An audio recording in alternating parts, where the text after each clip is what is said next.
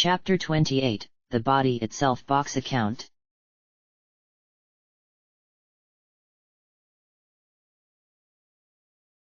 The Body Itself Box Account.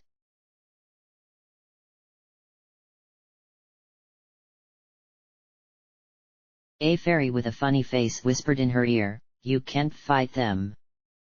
There's something way worse, way more evil. A monster that gobbles magical girls for breakfast. We gotta fight that monster, not these guys. Please?" Same words since she entered the city. Same fairy. Same shrug. Clown Muffle acted alone. Artillery flashed from one end of the Capitol patio to the other. A transept of lawn exploded, but neither flames nor shrapnel nor debris touched her. But they did create thick pillars of smoke, through which dropped a lime-green spotlight. A limelight. It bleached her skin and clothes, but lacked other obvious effects. From the smoke burst a gold soldier. The black billow parted lengthwise to allow the swing of a gargantuan sword. Clown Muffle kicked up her legs, landed upon the blade, and traveled its arc until she reached her attacker's back. She rammed the butt of her baton between the shoulders and the soldier pitched forward. The ephemeral limelight remained. Some magic, she understood now. The light illuminated her despite the smoke, so her enemies could see her but she could not see her enemies. She parried two incoming fighters and hopped the ankle-height swing of the recovering sword soldier. "Remember me?" the soldier said. "Yes." Clown Muffle flicked the 7 of hearts into her eyeball. She had met the golden soldiers many times. If she had forgotten them, she would not have come. 4 girls rushed, 4 directions at once, 4 weapons falling by the time they broke the smoke screen. Clown Muffle's baton misdirected one while out her sleeve shot 52 cards into the face of another, which meant nobody was looking at her vest, from which she produced a bundled white curtain that one flick fanned into a tent around her. Several weapons gored this tent, except the tent was now empty, and Clown Muffle stepped from behind the falling 52 cards to rip the curtain away and flick it over Bloody Face Girl, who promptly disappeared. Except she, unlike Clown Muffle, did not reappear. 56/57. The limelight, which left Clown Muffle when she performed her teleportation trick, found her again.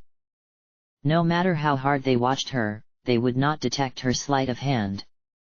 She hurled her baton skyward and from her collar withdrew a multicolored ribbon that a magic tap straightened to sever the neck of the next soldier.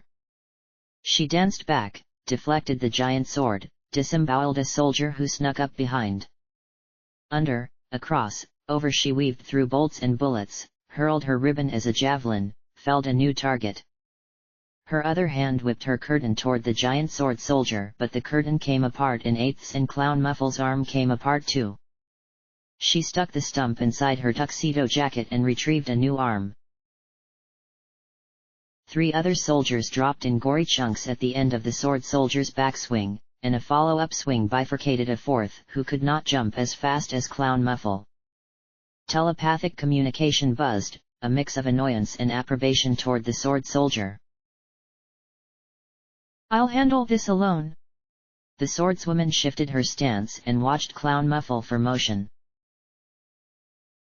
"Centurion Cicero lets you fight like this?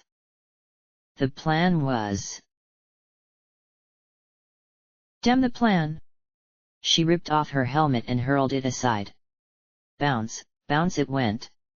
One toss of her head swept the bangs from smoky eyes. "Come on, Clown Muffle. I'm not Murietta Temecula anymore. See what I've learned." Murietta Temecula. That was, she remembered, a little bend. This wasn't that girl. But this face, uncovered, Clown Muffle remembered it, but she could not remember who. She made McHenry disappear and we still don't know where she is. Stop fooling around. Captain Darien can handle her, she. Captain isn't even a rank. I thought Cicero's platoon was better than this. The turf bubbled. A thin layer of water crept between the grass. It rose as the swordswoman rushed to provide a convenient stepping stone before Clown Muffle's shoes became wet.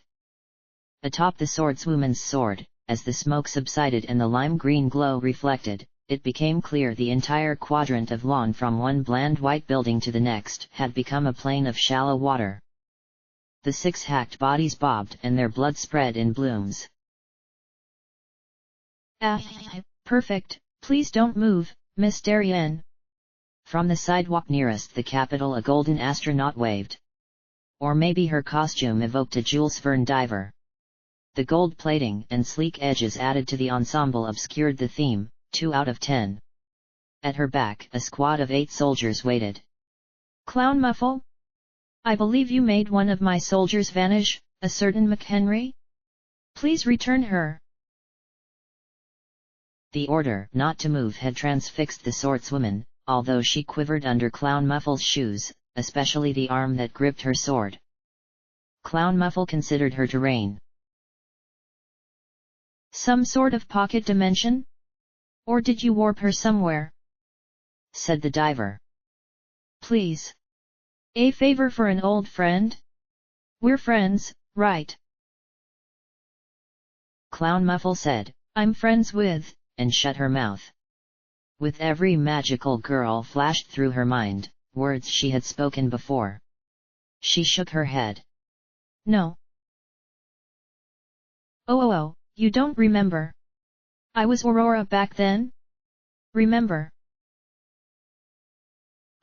Lady Cook, said a soldier at the diver's side, kinda doubt she'll have too fond memories of back then? Considering you, kinda. Well, worth a shot. Out of the water's edges shot 4 triangular walls of ice that converged toward the center to create a pyramid. The undersides of the ice, half melted, drizzled water in long lines that froze into ice of its own. The pyramid was sealing fast, and too high for Clown Muffle to jump. Instead, she seized her top hat by the brim and hurled it skyward the same moment the swordswoman broke her stillness and swung. The broad blade served Clown Muffle's exact purposes. She dropped behind it, for the briefest moment it blocked her from view, and in that moment she crawled out of her twirling top hat just as it cleared the closing tip of the pyramid. As she descended toward one of the pyramid's slopes, the whole structure became water again, ready to swallow her. She flicked a new deck out her sleeve and danced upon the slowly fluttering cards while along arches of ice sprinted the diver's animatronic subordinates lashing fire whips and yo-yos and fishing poles. The fisher's line coiled to snag Clown Muffle, she weaved to evade it, it redirected in midair, she batted with her baton, but only slowed it. Finally she threw cards to sever the line, but the line reformed or else the cards passed through to no effect. The hook latched to her bowtie and an immediate, irresistible force dragged her off her perch toward the water. The water reached out to grab her. Ice tendrils and jets of superheated steam lanced from every direction. 27 bullets, 3 arrows, and 2 cannonball bombs rained. She caught the baton she thrown skyward at the beginning of the fight, deflected the bullets, caught an arrow between her teeth, kicked the first bomb into the other. The detonation blasted a hole in the water instants before the line carried her through it. This was the critical point. In that instant, the frothy spray encircled her and occluded the eyes of everyone watching, even the limelight. So while they watched the interior of the pyramid for her to hurtle inside and be sealed, they did not see her and they did not see the fluttering spray of cards she had previously tossed, and it was behind these cards she appeared. Out her sleeves she produced 3 chainsaws for juggling and with one stroke sawed off the heads of 2 soldiers still watching the spray. She hurled the chainsaws like missiles at 3 other soldiers, including the one with the fishing rod, who dodged in time. But Clown Muffle's tuxedo coat flapped open and from it flew 77 white doves who alighted upon the angler soldier, enveloped her entirely in their feathers, and took off again leaving no trace behind. 55/57. One annoyance dispatched, she seized a parasol weapon from one of the decapitated soldiers and launched herself from her shaky perch of playing cards down the slope of the pyramid toward the diver and a meager number of attendants. Someone shouted, "Keep her surrounded, don't take your eyes off her," but even when performing to a theater of thousands a true practitioner of magic could still confound. The parasol moderated her descent, jerked her left and right to evade the 50 things flung her way, projectiles, and ice and steam and whips and javelins and blades, while the diver stepped back and allowed one of her attendants, a soldier made distinctive solely by the long ponytail that swished about her back, to step forward. This soldier held empty hands outward, arms slightly bent as though holding something, one eye squinted as though aiming. Clown Muffle recognized this girl, not by appearance for she wore the same armor as the others, but from the distinctive bent of her magic, Denver's mime. The mime jerked back her hands and trembled all over, she mimicked the firing of an automatic weapon and Clown Muffle could not see the bullets. Instead she pointed her parasol forward and swayed her body to dodge based on where holes opened upon the parasol's surface. Clown Muffle shut the parasol around herself and everyone immediately looked to the fluttering flock of doves she had previously unleashed in anticipation of her manifestation, but instead she simply reopened the parasol and crashed into the mime. The mime rolled back to avoid a sharp umbrella tip to her sternum and sprayed an arc of invisible bullets that Clown Muffle danced within. Another soldier sped from the side and took the parasol to the throat while the pyramid twisted into a sky-blotting wave of water crashing toward them. Where did that diver go? Clown Muffle dragged the body at the tip of her parasol across the ground to wipe it off like a crushed insect and opened the parasol, newly repaired of its bullet holes, to shield her from the wave.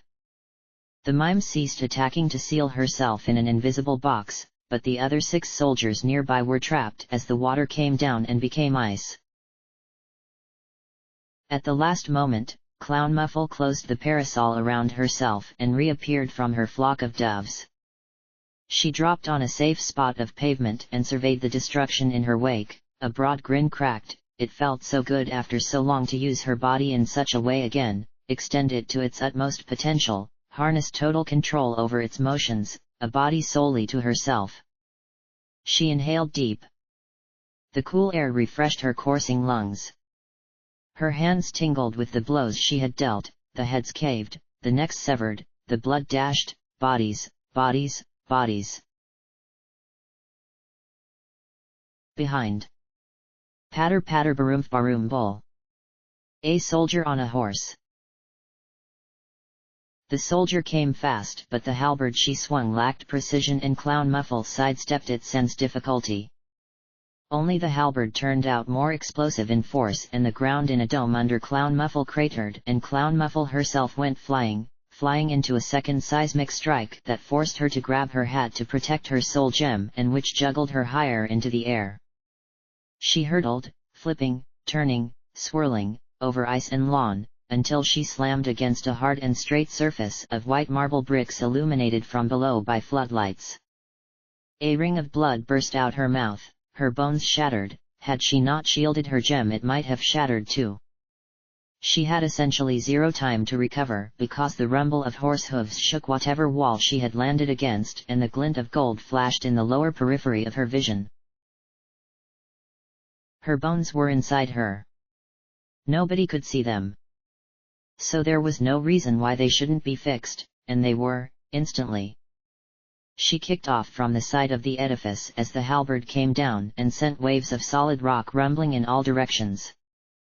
She hurtled through open air and the horsewoman with one bound followed. As they swirled away from it, she realized they were hurtling from the obelisk monument she had passed on her way in, now cracking apart and crumbling under the force of one strike. Ah! Cicero. That's an American landmark? You can't just smash it. Buttresses of ice shot upward to prop the obelisk and keep its side from caving. Meanwhile Clown Muffle and the horsewoman tumbled. Clown Muffle needed options, or else she would suffer another blow the moment her back hit the ground. A stream of cards shot out each cuff, doves from her jacket, petals from her lapel, smoke from her open mouth. The horsewoman swung against the air before the collection could envelop her, the cards ripped to confetti, the doves crushed to feathers, and all in a cyclonic swirl to either side of her. That was enough. From the tattered debris shot 17 chains on all sides of the horsewoman, chains that clamped against her with shackles, against her neck, against her raised arms, against her axe's shaft, against her horse's hooves. She staggered suspended in midair the moment Clown Muffle hit the ground on her back and somersaulted to her feet, whirling around to ram a claw hammer into a soldier's brain jelly and fire a nail gun into the heart of another. An entire platoon had gathered at her landing spot in a quadrant of lawn untouched by the ice. Clown Muffle reached into her collar just under the jugular notch and produced a napkin with which she wiped off the face of the soldier with the claw hammer. She turned in anticipation of another attack but instead rammed directly into an invisible wall. She bounced off, ricocheted half floating a few feet back, struck a second wall, and flipped upward to find an invisible ceiling above her too. Got her, holy wow, said Denver's mime, who knelt by Clown Muffle's side, holding up her palms and gliding them across the unseen surface. The mime inspected her, tilted her head, and tapped the non-existent glass. Gotcha! Someone get Centurion Cicero down, said the swordswoman. What happened to Bellwood's face? Said another. A small crowd had gathered around the faceless soldier. Someone helpfully wrenched the claw hammer from her skull, which only caused a gush of blood to splatter down her armor. Same thing that happened to McHenry and Zion, probably, said a soldier. She must have them in a pocket dimension. The last few chains snapped and the horsewoman stuck her landing. Lieutenant Kenosha. You're certain she is in a secure barrier? Yup, check it. Denver's mime danced around Clown Muffle's tiny confines and patted her hands to demonstrate its dimensions. I knew our resident fashion critic was one tough son of a gun, but that was wow. Can she teleport out of that box? Said the horsewoman. Course she can. Want me to squeeze it so she's crushed into a little cube? Not until we know where she's concealed McHenry and Zion. River Forest, employ your ability. A soldier holding a tome stepped forward. She opened her book to the middle and a sudden wind whipped the brown parchment pages one after another. A purple aura exuded and inky black words seeped onto the ground. Clown Muffle could only lean against her prison and grin. They had gathered, so many, to defeat her. Their identical faces in their identical armor swarmed her cell. They stripped away everything about them to band together, but that whole was less than the sum of its parts. If this soldier wore blackened robes, draped in sinister profusions, a slight hunch in her stature, a grimace in her bearing, how much more effective would become the eldritch magic seeping from her book. How much stronger the words transmitted, you will obey. You will become placid. Words weakened and watered by the placid obeisance of their wielder, stripped bare by her nonentity, a worthless, wasteful carcass, something deserving a strong staff to the skull, the fracture of so many bones, blood splashed upon the soil, annihilation of her being, utter erasure, and these same words echoing, you will obey. You will become placid. You will answer the lady's questions. And hypnosis, persuasion, such tools ripe for harvest by practitioners of magic, but whatever had once been had drained to a sham, and all Clown Muffle could do was laugh, and laugh, and laugh. No effect, said a soldier. The one with the book frowned. Can't lower the judgment of someone with no judgment to lower, said the mime. Like a dog. Can't make a dog stupider, right? The soldier with the book slammed it shut. She must already be foolish enough for taking us on. Lady Cicero, I apologize, but... The only fools, said Clown Muffle, are you. For all boxes have a false wall. Crush her, said the horsewoman. The mime flourished and clapped her hands against the sides of the confine until they pressed against a Clown Muffle whose shape bent and twisted inward, bent and twisted, then snap. Collapsed in a glittering shower of shards, each of which caught the green light still beamed from afar, until they clattered against the ground, showing nothing but the golden faces peering down at them. A mirror. We had her surrounded, we had people looking from every angle, when... A shimmer appeared 3 feet off the ground, and only the fastest reacted in time before an almost invisible wire sliced through their collective midsections. 6 fell severed, including the one whose face she stole and the one who wielded the book, and before the book soldier fell, Clown Muffle dropped upon her with a dagger plunged into the soft flesh of her throat and dragged down to the split in her belly. She seized the collected innards and hurled them into the face of the horsewoman upon whom the wire had snapped harmlessly, then front flipped past an imaginary rocket fired from the mime's imaginary rocket launcher and allowed the propulsion of its imaginary explosion to launch her toward another whose head she kicked off like a soccer ball before flashing her sleeve toward the mime and sending at her a 500-pound stripeless white tiger to tackle her to the ground and rip out her throat with its fangs, which left only the horsewoman, who plowed her earthquake axe into a mirror on which Clown Muffle's image had reflected and sent the shards of glass into the still falling bodies of her ostensible allies. But for all this horsewoman's imperial bluster, her fighting style was one best fought alone.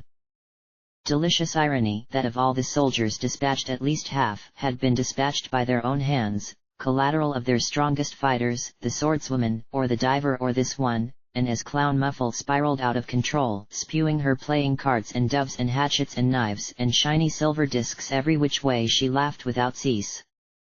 The horsewoman charged to crush her but faced mirrors at every turn, mirrors and smoke, smoke and mirrors. The ice was a mirror too, and the limelight reflected and became useless. Nobody could see her, nobody could see except what she wished them to see, the air so clogged of her distractions and misdirections. A radio somewhere on the horsewoman buzzed. Milady, we are running low on soldiers, shall I petition Centurion Aurora for reinforcement? That woman's useless, Berwin. Aye. Then shall I and the ranged fighters assist? In your current position behind Lady Cook's ice. Stay exactly where you are. I shall finish this fight. Aye, milady. Clown Muffle descended on the horsewoman from above, whipping a wide curtain to whisk her away into blessed non-existence.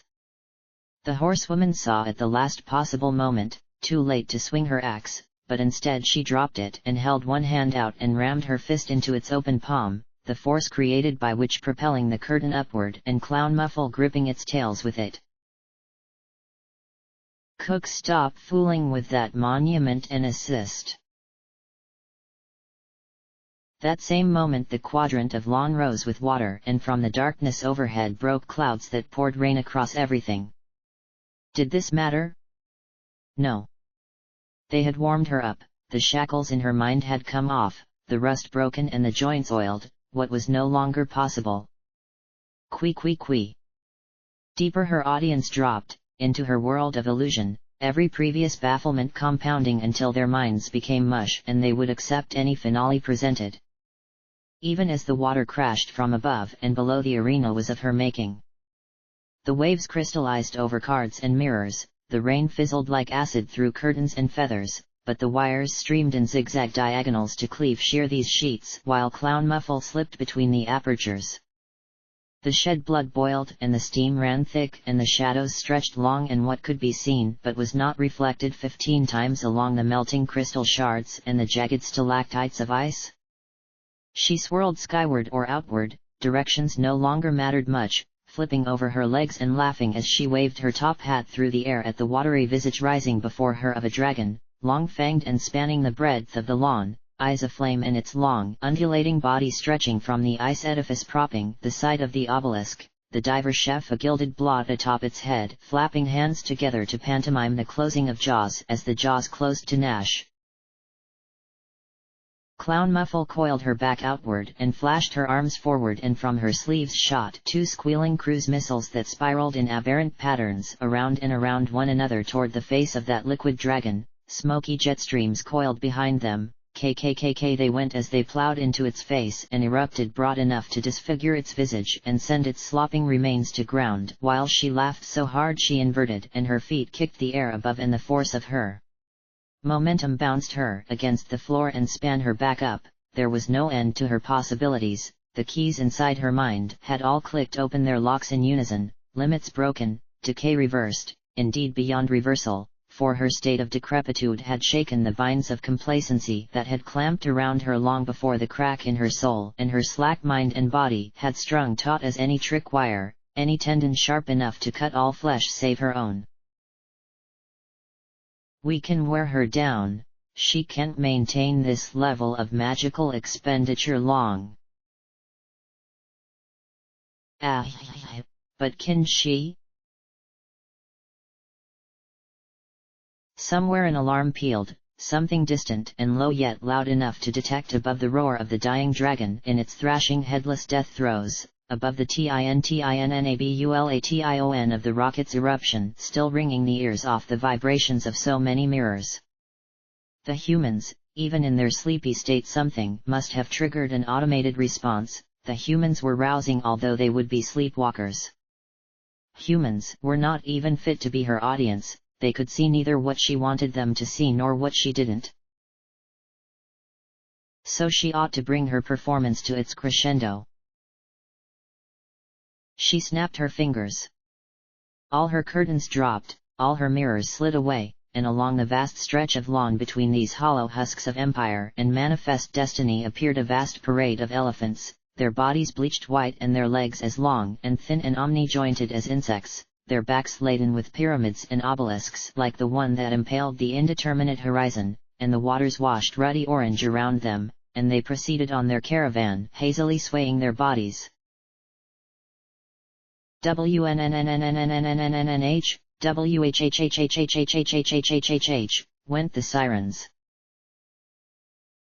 The diver, risen upon a pillar of ice, flicked flurries of rain into the faces of her parade, their skin sizzled away, their skulls shone in the limelight that now reflected in every direction, and before she could raise a wall of water they crashed through her perch and hurtled her amidst their stampede. The ground quaked, fissures split through the caked-on layers of ice and the loam of the lawn. The clop of hooves cut across, weaving between the stilt legs of the elephants, smashing her axe against their underbellies to split them open and cascade their melting clockwork innards across the stage, came the final charge of the Gilded Brigade. The horsewoman howled some horrendous roar and slashed one monstrous blast to wipe away the smoke and mirrors and reveal Clown Muffle in her entirety hovering above the ground. Darien, your sword. The swordswoman had half extricated herself from the ice, the only one of the soldiers buried in it to have managed to do so, and she chipped at what remained welded to her leg with her sword, a maneuver made awkward by the sword's length. She flashed eyes at the horsewoman, an instant of intense hatred in those dark features, but only an instant. She drew back her hand and hurled her blade skyward. The horsewoman, dismounting her horse to leap over Clown Muffle, caught the blade and came down with both it and the halberd.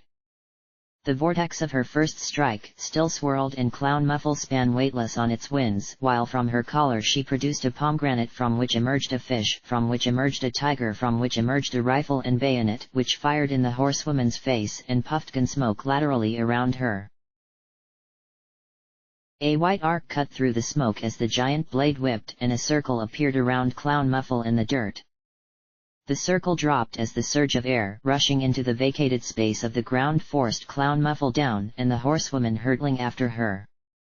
Walls of dirt rose around them as deeper and deeper they fell, and all the while the axe and the sword swinging, cutting, collapsing everything upon them, into the sediment, past the layers of history and the bones of creatures long extinct, which at Clown Muffle's bidding stirred from their antediluvian graves and snapped their fangs harmlessly against the horsewoman.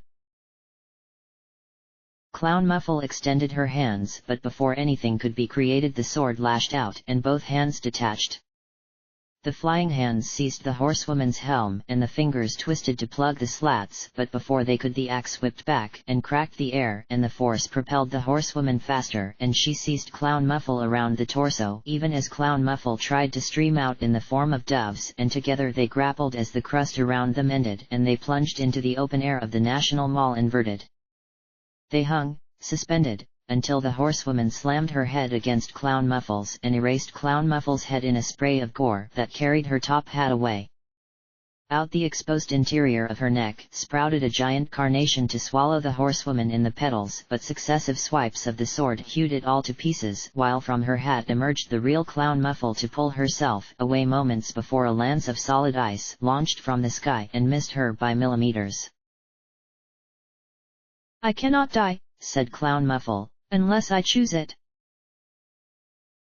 "That's never how it works." The horsewoman encircled her.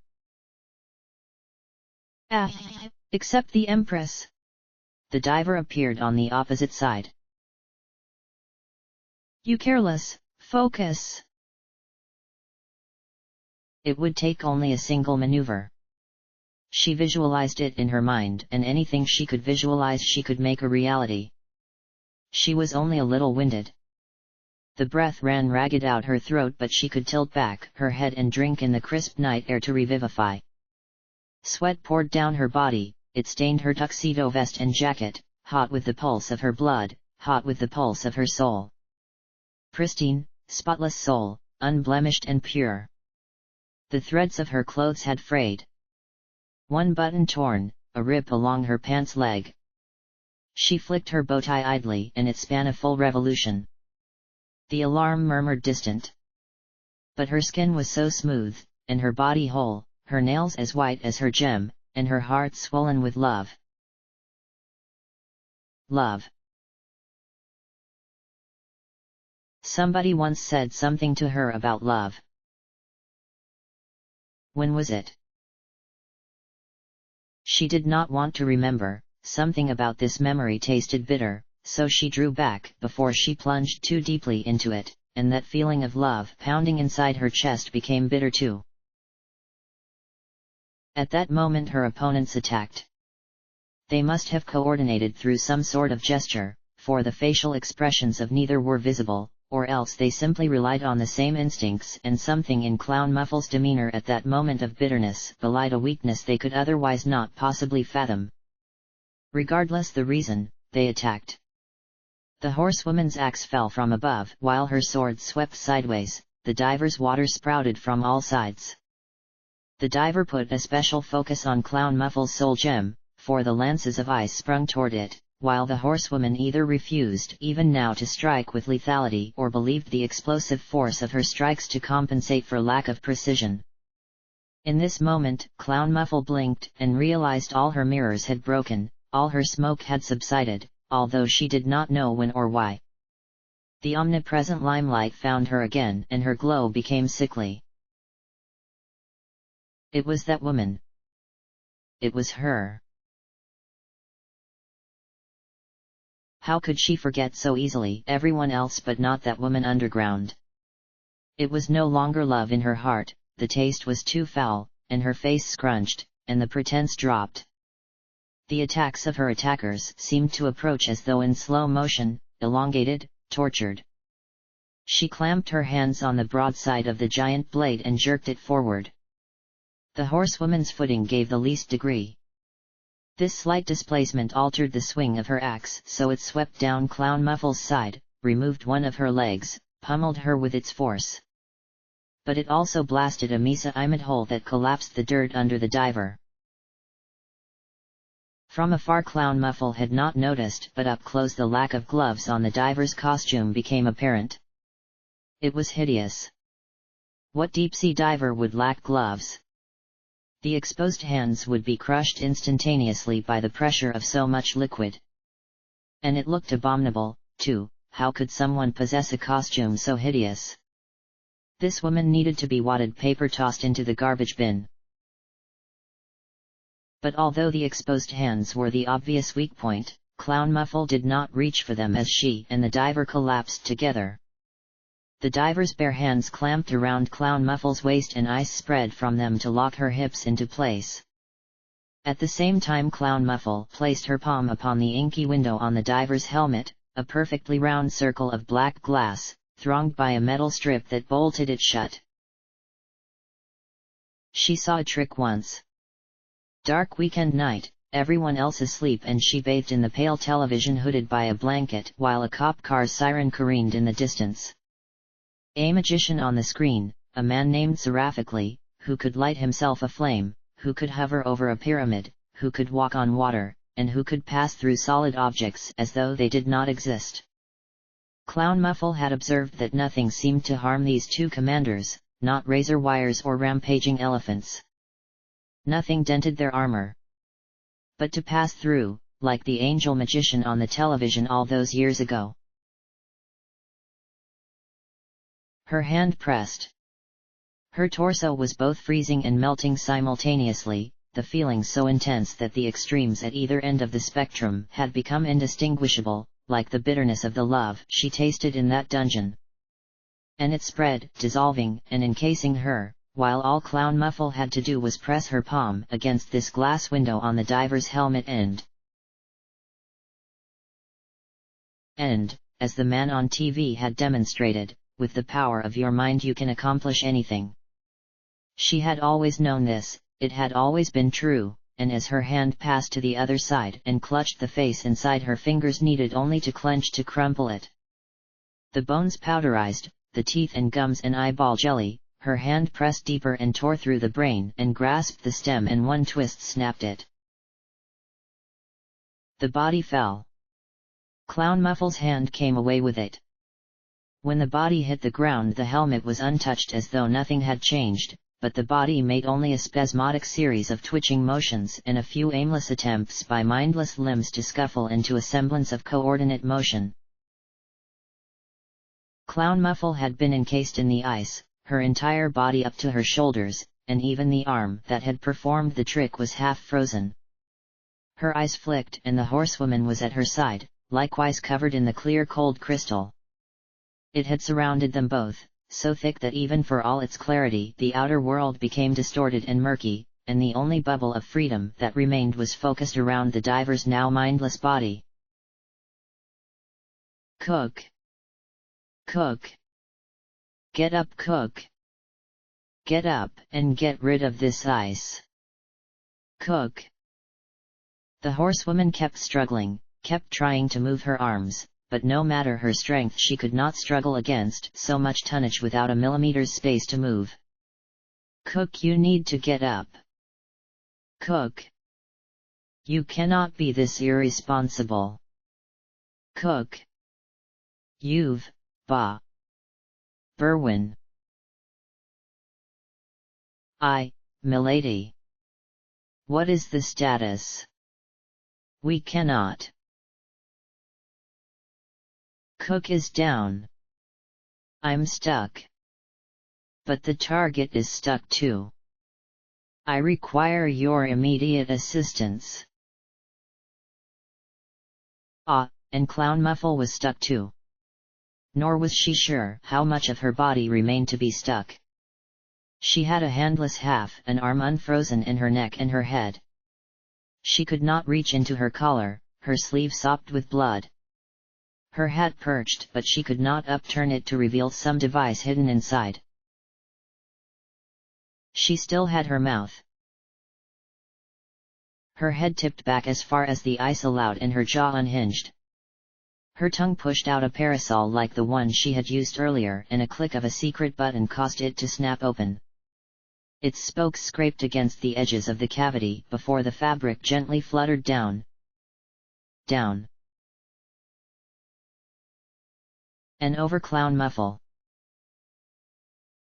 She re-emerged under a bundle of playing cards she had thrown some time long before, first a stir, then a swell in the pile before the cards fell away, and she crawled along the sidewalk on her hands and knees until she gathered enough strength to drop a button out her jacket and use it to prop herself upright. Most of her tuxedo had been eaten away, tatters remained upon her, and she staggered woozy despite the crispness of this clean air, but she had restored her body, and that body would never fail her. The sirens whirled their red and blue lights, on either side car doors opened and officials stepped out unsure what exactly had sparked the alarm and why exactly they had come. The lawn had transformed into a waste of ice, a glacier immobile on the mall, jagged peaks having formed at the apex of waves. But they saw none of that. They saw a lawn pristine and unbroken, an obelisk uncracked, the lights as they should be, and a night where all was well. They did not believe in magic. They could not grasp it. Clown Muffle, supported on her baton cane, progressed toward the Capitol. Her lungs rasped. Her body lived. Atop the glacier stood only a single figure, the swordswoman from before, wrenching the ice from her leg with her fingers, prying it off bit by bit. She had removed almost all of her gold armor to assist the process, so when she lurched back with a final tug and stood free, she wore only a blank white shirt and blank white pants like the blank slate she had become. She had even removed her boots, and where she stepped left bloody footprints as the ice had removed the skin on the soles of her feet. Her soul gem shone, no longer concealed behind the plates. The constant stream of telepathic invective sputtered by the glacier-bound horsewoman turned the swordswoman's head, and she saw Clown Muffle. The swordswoman screamed pure fury and sprinted. She did not summon anew her sword, perhaps she had too little magic to do so. She came with her hands straightened and slid the last few meters on the bloody wetness of her feet, a slippery motion Clown Muffle had not anticipated. And when Clown Muffle raised her arm to block because she did not feel like dodging, the chop that struck her bone snapped it clean in half. Clown Muffle replied by bringing down her cane and cleaving away half the swordless swordswoman's body. For an instant she had considered bringing it down on the exposed gem, but decided not to. She left it glittering among the wreckage of the torso. She scaled the mountain of ice. As she did, the facade of the Capitol appeared. The remaining soldiers, gathered on its patio with all manner of ranged weapons, opened fire. She swung her baton and deflected the bullets and arrows etc., and the line of soldiers dropped in puffs of blood. See, on the TV, that trick would be accomplished by blanks. And then at the moment of firing, an unseen line of snipers would shoot dead all the original marksmen to achieve the illusion that the bullets had been deflected. That would be TV. This world was not TV. It was her world. Ha! The telepathic voices buzzed back and forth. She no longer listened. Whatever their words said, they did not matter. She walked atop the water of the reflecting pool and up the lower wall of the Capitol until she reached the banister that lined the patio. 7 tricked bodies lay stretched out, heads obliterated by their own perfect accuracy reflected. Only 4 remained standing, one who held a ghastly green lantern that issued the limelight and who swiftly scampered behind a column, and 3 lined in front of the doors. Clown Muffle could not discern the true purpose of the lantern and the limelight. They had used it to improve their visibility while reducing hers with smoke, but that was only something that mattered in a coordinated attack. No magical girl's power could not be used to serve solely herself, but what the lantern was supposed to accomplish were this girl solo eluded her. It did no damage, it caused no adverse effects. Perhaps this empire had spayed her to the point of inutility, and shining a light was all now she could do. Oh well. She did not matter. 3 more opposed her. 2 crouched on the side of the other, who stood. The crouching ones aimed a large arquebus and a large blunderbuss, respectively, while the one in the center had drawn back the clothing around her wrist to inject herself with a syringe. Not another step, Poppet. She already had 4 syringes jammed in her vein, she added a 5th. Something pained her, she swayed, her face was discolored. One of the ones crouching visibly trembled. Lady Cicero, she's on the patio. Get around her. You must free me from this ice. Do you understand?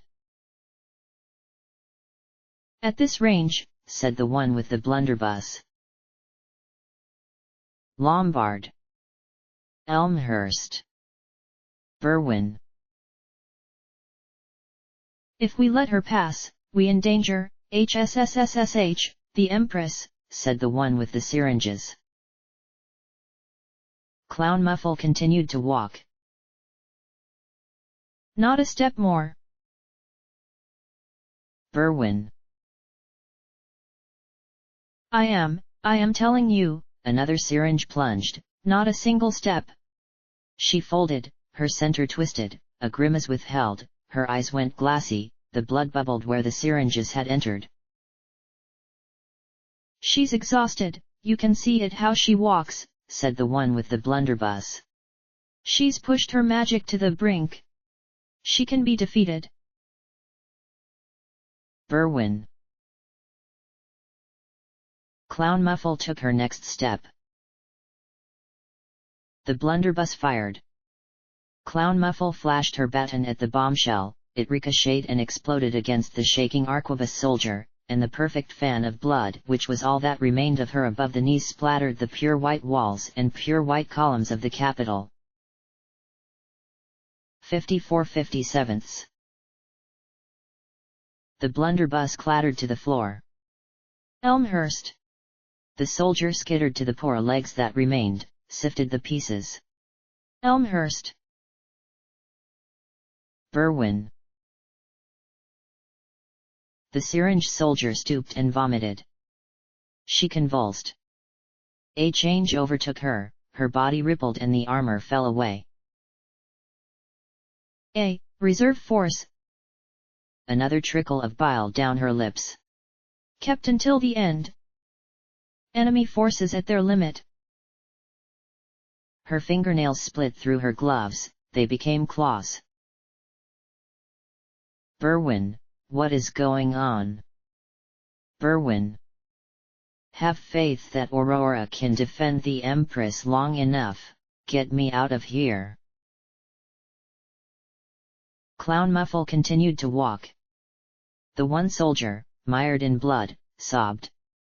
The other, growing, transforming, flashed bright yellow eyes at Clown Muffle in a snarl of curved fangs. Clown Muffle span her baton around her hand, around her hand. Lady Cicero, believe in me. I've stuck by you since the beginning, Lady Cicero, so believe in me now. You know what I can do. I know you can't do what I couldn't. Berwyn. Berwyn, if you fall. I've been your lieutenant this entire time, Lady Cicero. I could have been a governor or maybe even taken Aurora's spot as centurion. I could have. You know. Do you understand the point of this society, Berwyn? The point? It's so magical girls come together and build something, cooperate, it's so they don't run off like lone rangers and die like dogs, do you understand? Don't you dare disobey my order, Berwyn. Don't you dare. The bristling, brimming, rippling thing growling in the center of the Capitol patio scraped and shifted, and its claws dug into the marble and gouged deep cuts within it as it started to rise. Drool or else the dregs of vomit seeped onto the ground and sizzled it. Berwyn. A beast. All right. Something somewhat intriguing at least. It seethed all over, its long body coiled, uncoiled, its sour breath heated her face and ruffled the shreds of Clown Muffle's tuxedo. She pinched the brim of her top hat between two fingers to prevent it from flying. The yellow bloodshot eye flicked to the stooped form of the soldier wallowing in the gore of her fellow. The word Berwin reverberated in the mental space. The head of the soldier with the lantern peeked from behind the pillar. The beast blitzed. One single screech of nail against marble and it bounded. For a single instant its bristling fur itched against Clown Muffle's bare arm, then it bounded over the edge of the patio. It landed on the glacier and scrabbling barking it clawed footholds for itself before it streaked off in the direction of the frozen horsewoman. So in the end, even that creature could not disobey its owner. They clamped the collars too tight. Shameful. The entrance to the capital stood undefended. Clown Muffle walked past the sobbing soldier and said, "Don't worry. When the handmaiden is destroyed, all will be restored." Then she entered the doors. The moment she passed into a security checkpoint, several suited guards strode forward to accost her. "Ma'am," they said, "ma'am." They muttered something about authorization, badges, whatnot. She flicked her wrists and launched them into the walls. She did not know whether she used enough force to kill, but they did not rise to impede her. She walked through a metal detector and it went off. Red lights bathed her. She proceeded through another set of doors. No further soldiers came to fight her. She walked without difficulty toward the capital's center, where she had been told she would find the handmaiden. The alarms brayed. She breathed. She entered the rotunda. A perfect circle that extended upward into a vast dome. Paintings and statues and columns and candles thronged it. At the opposite end, straight and arms folded behind her back, stood that woman, the handmaiden. A room otherwise devoid of life. "Hello, Flossmoor," said the handmaiden. "You're who I've come for," said Clown Muffle. The handmaiden's face remained unchanged. "I am flattered that the object of your destruction is one so irrelevant as myself." Clown Muffle looked at her for a long time. Her appearance lacked anything distinctive whatsoever, so much so that it transcended the merely generic and became a conscious decision to reduce herself. She had rendered herself forgettable, indistinct, nebulous, a perfect facsimile of this sham empire, with few descriptive notes even when Clown Muffle thought hard about how to describe her. She was the key to everything. If she broke, the empire would break. All that armor, all that gold. It would shatter. The handmaiden stood beside a painting. The painting of the Empress. The one that before had stirred certain feelings inside Clown Muffle, but by now it was easy to disregard it. "This works for a final battle," said Clown Muffle, and she walked toward the handmaiden. The handmaiden did not move. Clown Muffle's footsteps echoed up the void. Her baton swished the stale air. Her breathing had returned to normal. Her strength regained. Final confrontation. She stepped into the center of the rotunda. The exact midpoint beneath the dome. At that moment something flashed. A bolt of electricity. Lightning. As fast as lightning. She twisted her body but she did not even have time to think, and even if she did, she could not have thought an escape. Lightning moved 200,000 miles per hour. Compared to bullets, bombs, raindrops, no comparison. The bolt struck her. Her body jerked once and she hit the ground. She convulsed, lost control of herself, her limbs lurched against the floor. Lightning. The handmaiden could she had that power?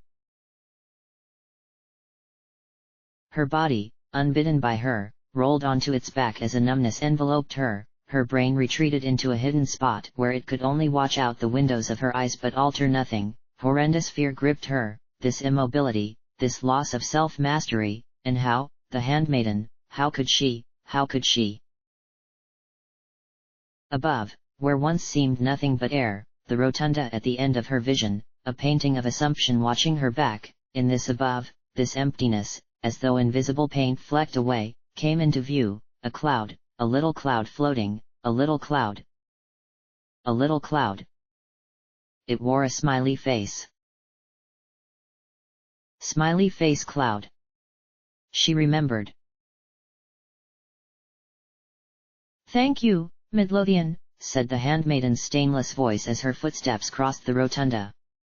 She loomed into Clown Muffle's view, stooped, picked up the top hat that had fallen in all the thrashing.